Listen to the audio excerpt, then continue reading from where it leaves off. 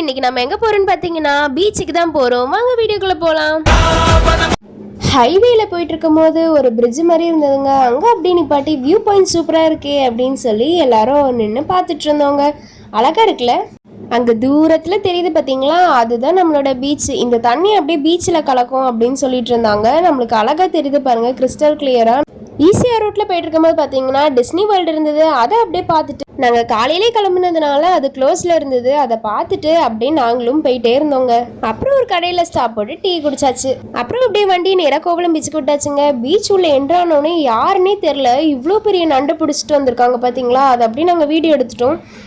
பார்க்குறக்கே எவ்வளோ பெருசாக இருக்குது பாருங்க, பயங்கரமாக இருக்குது. பெரிய நண்டு இது கடிச்சதுன்னா அவ்வளோதான், கையே துண்டா போயிடும் போல.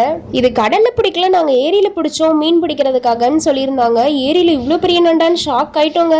நாங்கள் அப்படியே பீச்சை நோக்கி நடக்க ஆரம்பிச்சிட்டோம். நாங்கள் வந்தது ஒரு 7 o'clock இருக்கும். யாருமே இருக்க மாட்டாங்கன்னு பார்த்தா நீங்களே பாருங்களேன். குட்டி பட்டாணி பார்த்தீங்கன்னா தூங்கி முழிச்சிட்டு ஜாலியாக நடந்து வராரு பாருங்க. சன்னு டூ மச் அடிக்கணும் கேப்லாம் கொண்டு போனால் கிளைமேட் நல்லாவே ஜில்லுன்னு இருந்ததுங்க. நாங்கள் கூட்டமே இருக்காதுன்னு பார்த்தா நிறைய பேர் மீன் வாங்குறதுக்காக கோவளம் பீச்சுக்கு வந்திருந்தாங்கங்க. மீன்ல இருக்க போகிறாங்க. நிறைய படகுலாம் இருந்தது, அதெல்லாம் பார்த்துட்டே இருந்தோம் நாங்கள். இந்த பீச்சில் பார்த்தீங்கன்னா நல்லா பொறுமையாகவே அலை அடிச்சுதுங்க. குளிக்கணும்னா சூப்பராக இருக்குங்க. எங்கள் ஊரில் ரெட்டைக்கடல் பீச்சுன்னு இருக்குது. அது எப்படின்னா நடுவில் பாறை கட்டி விட்டுருப்பாங்க. அதில் அலை மோதி நம்மளுக்கு இங்கே வர அலை வந்து கம்மியாக வரும். அதே மாதிரி இருந்ததுங்க பார்க்குறதுக்கு.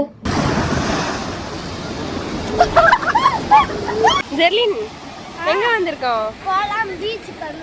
ஜாலியாக இருக்கு சொல்லு. சூப்பராக இருக்கா?